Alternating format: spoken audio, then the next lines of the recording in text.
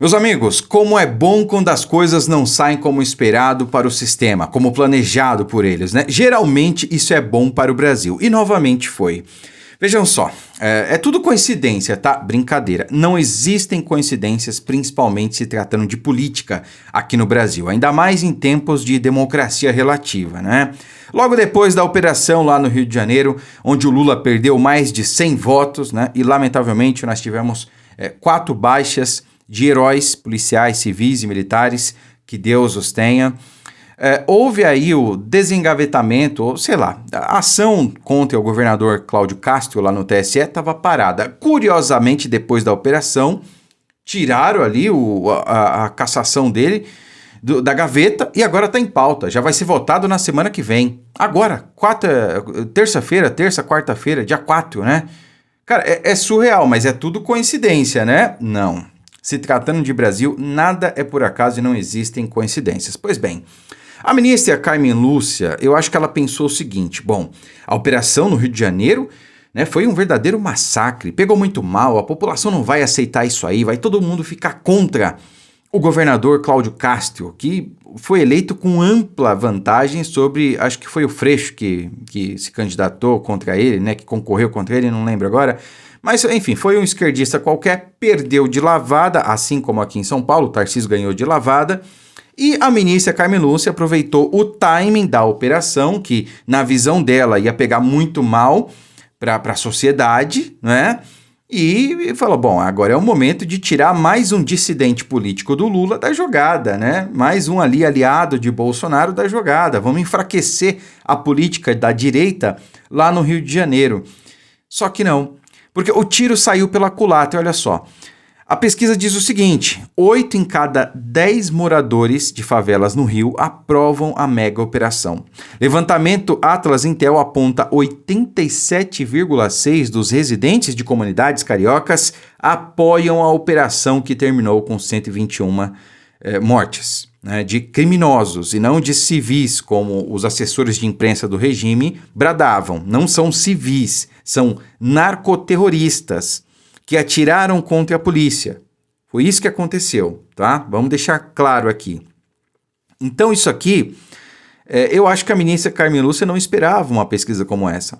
A população está cansada de viver refém do tráfico.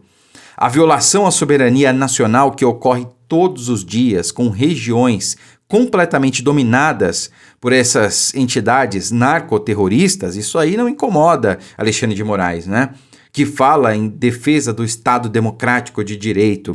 Para ele, o perigo maior é alguém escrever com batom numa estátua na frente do STF. Isso aí é um perigo gravíssimo, né? É um atentado contra o Estado democrático de direito. Aliás, a Débora dos Santos foi condenada por isso. Agora, traficantes utilizarem drones para jogarem bombas, granadas em policiais, isso aí tá tudo bem, né? Isso aí não tem nada demais. Capaz de muitos que foram presos lá serem soltos daqui a alguns meses. Eu não duvido nada, tá?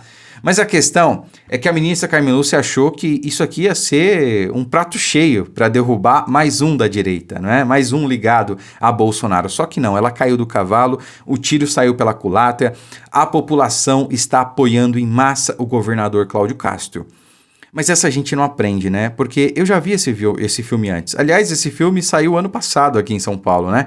Com a Operação Escudo, onde a Polícia Militar de São Paulo, comandada pelo, se Deus quiser, senador, até então deputado, e atual secretário de Segurança Pública, Guilherme Derrite, conseguiu fazer uma verdadeira... Eu vou medir as palavras aqui, tá? Mas a Operação Escudo aqui em São Paulo, na Baixada Santista, foi um sucesso. Né? Nós conseguimos ali livrar a sociedade de vários criminosos com ampla ficha corrida e tudo mais. E a população apoiou em peso a operação da polícia. O Guilherme Derrite, cara, a popularidade dele foi lá em cima. Então, a gente já viu esse filme antes. A população está cansada de viver refém de criminosos. Está cansada de insegurança, de ser vítima de roubo, de assalto, de furto. Sabe, e ver esses bandidos muitas vezes saírem antes da delegacia do que os próprios policiais que os prendem, né? Ver pessoas com ficha mais do que quilométrica. Teve um sujeito aí na semana passada que foi preso 58 vezes. e estava sendo preso a 59, quase 60 vezes, e não fica lá. A população está cansada. Então, a ministra Carmen Lúcia, bom, quebrou a cara, né? Olha isso aqui, nada é coincidência, pessoal. Ministros do TSE dizem surpresos com o julgamento de Cláudio Castro na pauta. A sessão que pode caçar o governador ocorrerá na semana que vem. Olha só. Ministros do TSE ficaram surpresos com a inclusão do processo que pode levar à cassação do governador do Rio de Janeiro, Cláudio Castro, na pauta do plenário. O julgamento está marcado para terça-feira, dia 4. Vai ser agora, poucos dias depois da operação. Coincidências? Eu acho que não. A presidente do TSE, a ministra Carmen Lúcia, agendou a sessão um dia depois da operação contra o Comando Vermelho nas favelas da Penha e do Alemão. Cara, foi no dia seguinte. Eles nem disfarçam mais. Só que ela caiu do cavalo, porque para derrubar um governador, para derrubar qualquer figura política, do executivo pelo menos, é necessário que tenha amplo apoio popular para isso. Porque ninguém é louco, ninguém é maluco de derrubar um governador em ano pré-eleitoral. E se ela realmente fizer isso, se eles pagarem para ver, o que eu duvido muito, né? Cara, ele vai cair para cima. Ano que vem ele pode se candidatar ao Senado, né? Enfim. E ainda eles vão ter que se preocupar aí com a grande pedra no sapato que é o ministro Nunes Marques. O ministro Nunes Marques deve suspender a ação para a cassação de governador do Rio de Janeiro, Cláudio Castro. Eu já falei sobre isso aqui num vídeo. Ele deu sinais de que vai pedir vista e pode suspender esse julgamento. Pode suspender aí por 6, 7, talvez 8 meses, porque o judiciário vai entrar em recesso. O pedido de vista, ele não contabiliza no recesso do judiciário. Então, só o ano que vem, só depois de convenções partidárias, não vai rolar a cassação do governador. Então, eu não sei quais eram os planos da ministra Carmen Lúcia, mas sinto dizer, não vai rolar. E se eles não conseguirem derrubar o governador Cláudio Castro, como de fato não vão conseguir também blindar o Lula sobre esse aspecto na eleição do ano que vem. Porque está mais claro que o dia que essa gente defende criminoso, que essa gente defende narcoterrorista. Teve um protesto na Paulista ontem, cara, contra a ação da polícia. Sabe, quando o Charlie Kirk foi assassinado lá nos Estados Unidos, né, Charlie Kirk, né, enfim, a esquerda comemorou, teve gente que fez piada. Agora, quando criminosos, narcoterroristas morrem em confronto com a polícia apenas se defendeu, não foi lá para matar traficante, foi lá para cumprir mandado de busca e apreensão e de prisão. Foram recebidos a tiros de fuzil, revidaram. Graças a Deus, morreram mais do lado de lá, muitos mais, né? Infelizmente morreram do nosso lado também, não devia ter morrido nenhum. Mas aí, a esquerda, o que faz?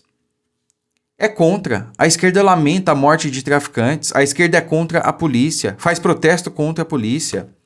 Então, esse é o Brasil, e tudo isso a gente vai esfregar na cara de quem quiser votar no PT ainda, porque hoje em dia, em meio a tudo que vem acontecendo, com as informações que a gente tem na ponta da mão ou na ponta da tela do celular, alguém dizer que votou enganado no PT, não tem como isso acontecer, né? É muita safadeza. Hoje em dia, para você ser petista, para você votar na esquerda, só tem 2 motivos possíveis. Ou você é burro, desinformado, né? Ou então você é bandido. Não tem outra alternativa. Ah, Deiko, mas tem gente muito inteligente que vota no PT. Tem. Eu conheço gente inteligente e que vota no PT, vota na esquerda. Por quê?